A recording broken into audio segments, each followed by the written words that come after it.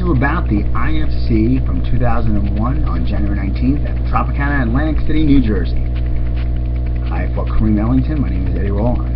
I've just been kicking a leg while looking to touch gloves. I've just eaten a few jabs, kicked off my feet while trying to kick. Things aren't going well. And a simple move like that seems to have injured my ribs. My right ribs have been injured during training, and right in the first opening 15 seconds of the fight, they were re-injured in a way that made them very uncomfortable from a few positions. But I'm game, and I wasn't telling anyone that I was injured. I was just faking my way through. I'm the bottom of half guard, and I'm trying something called a Indian Deathlock, or Scorpion Deathlock. Taught to me by Rick Sikora sometime in 1998. I couldn't get the body lock around him, so I couldn't stretch and work the ankle or the knee. But I am holding on to it because it's stopping my opponent from rising up and throwing strikes at me. I did effectively use this in a mixed martial arts match the year before and dislocated an opponent's knee when he refused to tap. I know it does work, but I'm too deep into the crook of Kareem's knee to extend. Kareem's getting some shots in on me. You can see a referee and I believe a secondary ring announcer over against the cage. They had a pretty good seat to me getting beaten. I have underhook on the far side. I didn't know the cool tricks I know now about going underneath the legs and things that have been called an electric chair sweep. But I am game. Since this is 2001, the rules allowed you to wear shoes as long as you didn't kick to the head. The rounds were 10 minutes long. And a very interesting thing that'll become something to see later is that the cornermen were not allowed into the cage. They had to work on you or give you water and advice over the top of the cage. So if after 10 minutes you were still standing, you were better able to get help from your corner as opposed to holding onto the cage for steadiness. Striking to the back of the head was not a rule yet. The downward elbows to the spine and stomping a downed opponent, I believe, were some of the big differences between modern mixed martial arts and what we're watching right here when it was still being sanctioned by the New Jersey State Athletic Commission. Larry Hazard days. Kareem smartly moves me over to the cage, and a little scramble going, but he's starting to pass guard, makes room to strike. Use the underhook to pass, and reverse, and get re-reversed. It was the first time I realized that if I dropped my hips to keep top position, it would affect my breathing and not let me stay comfortable. So I was actually more comfortable curled up in guard or half guard than I was in a top position. I'm up against the cage. I don't have a lot of hip movement. Again, I can blame the ribs for everything, but I do get an elevator in and try to do some elevating and sweeping. But I'm happy actually just to not allow Kareem to make enough space to get any of the big strikes off from down there. Oh, was that mounted for a second? Glad that didn't stick. Still half guard, I'm trying to hip out.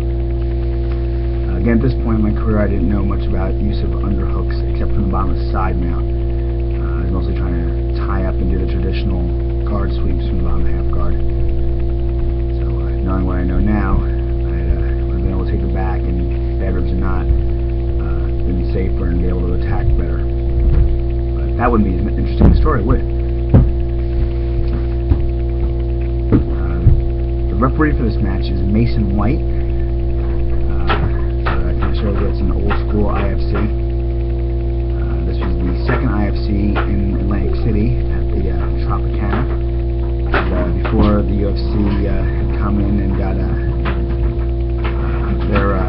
foot in the door with this athletic commission. So the IFC kind of paved their way, and then with the UFC working with them, we were able to create the unified rules shortly after this.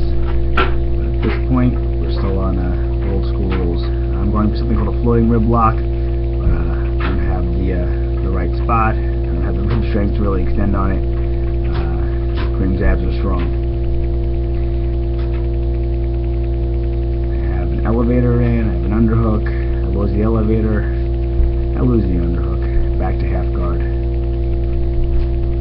I'm very happy because most of the time Kareem's been punching with his right arm to my left side, so that was the better of the two sides. The right ribs were the ones that were injured early on during training and the beginning of the match. Not that it's fun being punched in the left ribs, but lesser two evils. Kareem needs to make space to strike more effectively, and I'm trying to make that a little harder for him. There's another cool floating move, trying to reverse him, get on top. But my hips are still high. I'm having trouble dropping my hips, and wasn't able to base out and keep them down. So that's why I had a little more trouble grappling than I ordinarily would. But I am active. I'm striking from the bottom. I'm definitely losing in the eyes of the judges. But I'm an unrealistic optimist at times. I thought I was doing fine. I thought it was a pretty close round. The judges afterwards told me it was probably a 10-8 round. Up against the cage, I knew I didn't want my neck and shoulders up against it and hit my hips, but I really wasn't doing much with my hips anyway, so Kareem was just looking for good spots to get in a heavy strike. I was trying to dissuade that with things like overhooks and underhooks and all that good stuff. A few hours before the match, I was actually on the beach in Atlantic City playing with my wife and daughter, and I found it to be very relaxing and calming for fighting for the heavyweight championship. I'm not sure what other fighters do, but I found that to be a good way to spend my time. And I'm not one of those get angry, get pumped up kind of fighters. I like the strategy and the technique. But I am a bit of a, what's the right term? I'm a bit of a person who likes to be in front of the camera. I like to be showcased. So this did make my ego feel satisfied. But I wish I was doing better. Kareem's holding my arm, but I'm not in any danger of a key lock or any of that. That's how close we are. He hasn't passed the half guard. I'm floating him with a little bit of butterfly, but that's where he wants to be. That's where he wants to make those big strikes. And we'll roll out back door and get yet another reversal. I'm on top for, what was that, a second maybe? And I peek out, I get a big hammer fist. And I remember one of the judges being able to see me in the see my face, and me grinning at him afterwards, because he was still wincing when he saw me. And my face like, what are you gonna do? I forgot who that judge was. It may have been they'll card me later, I'm sure. Alright, reversed again, underneath half guard. And, lots of those illegal strikes to the back of the head in modern mixed martial arts, but fine for the day. And then we have Mason White's lower back. And floating again with half guard, but nothing effective. I'm so worried he's going to make space and bring down some of the bigger strikes. Almost got the reverse, we try to step out. Gain full guard. I think at this point the match is past the halfway point of the first round, so I can't imagine that the judges see any way for me to win this. I really look like I'm in a lot of trouble here. The reason I've never released this tape was that the audio didn't come out, so that's why I'm doing an audio track over. And the one camera angle, I guess some other camera angles were lost footage, so there's no announcements, there's no different camera angles. But I was happy to get a copy of this quite a few years after the fight.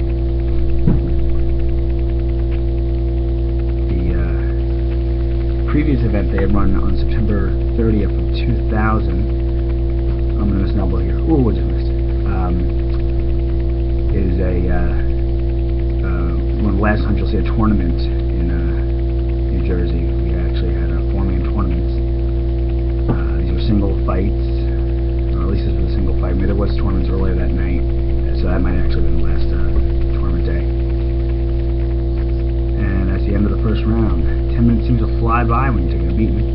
Kareem's nice enough to help me up, even though he didn't touch gloves with me between the rounds. I think I edited out some of the time between the rounds in order to make the video fit under 15 minutes for YouTube. Stephen Katz, Kareem's instructor, gave me an instruction on how better to beat me up in the second round. I remember going back to my corner and having trouble getting water because I wanted to. I didn't want the instruction as much as I wanted the water. I looked like a gerbil trying to get a water bottle drink over the top of the cage. I'm asking Kareem to touch gloves again. We respect each other. My hand behind my back, no hard feelings. But he doesn't want to touch gloves. So we start fighting again. I get a jab. I get a good kickoff. Miss it across. Eat across. Shoot for a very bad takedown. And I'm on the bottom again. Kareem was probably told by the instructor not to stay on the ground with me, to keep it standing where he would fare better. Although he's comfortably winning the fight, if he wants the knockout, is what he needs to do. So he's just kicking on the legs on the ground. I invited him to come back down to the guard, but that's not what he wants to do. Get up to a position where I can maybe slide back and get to my feet, and I ultimately get back to my feet. In space, go into stance, throw some bad strikes. Now this is a crazy bad single, head on the outside to the inside, and there's a double reverse there. And I'm able to pull my legs out one more time and try to drive the single, again with bad technique on the outside, and then run the head on the inside importance until 2003. I run my head into the post of the side of the cage when I try to drive that single, and get nearly mounted again. I'm making a lot more space this time, so the strikes are a lot heavier. At this point, Mason White comes over and asks me, "Do you still want to fight?" And I said, "Yes. Yes, I do." So I slowly get to my feet, and let's try this again. Get a kick off, that's a lazy kick, I eat some shots, my hands are low, I get another big shot, and we eat a big elbow soon. But I kick Kareem off his feet, come into the takedown, and get reversed. Now I'm mounted again. How did that happen? I'm up against the cage, you can actually see my cornermen, Dave Nyland and Paul Carnicella. You cannot see Edson Carvalho behind the cage post. They really have no good advice for me except stop getting hit, Ed. It's horrible. I throw some back fists from the bottom mount, and I think it just served to anger Kareem. At this point, he stretched me out into a more dangerous mounted position where he's low in control. He can't reverse his balance, but there's no room for him to strike, so I'm at least safe there. He has grapevines in, and we stretch out from the cage.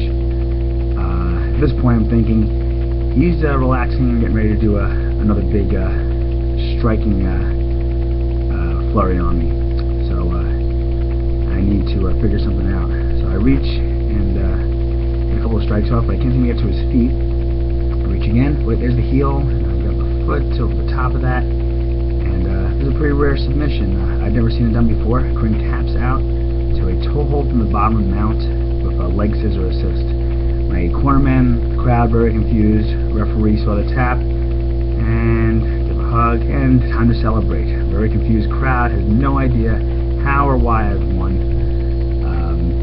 Definitely ruined the expectations of a lot of people that night that just thought I didn't belong in there for the heavyweight championship of the IFC. That was my second professional fight, and I go on to fight in California at the IFC against Joey Villasenor. He had fought in Pride and was Showtime Elite's middleweight champion for a while.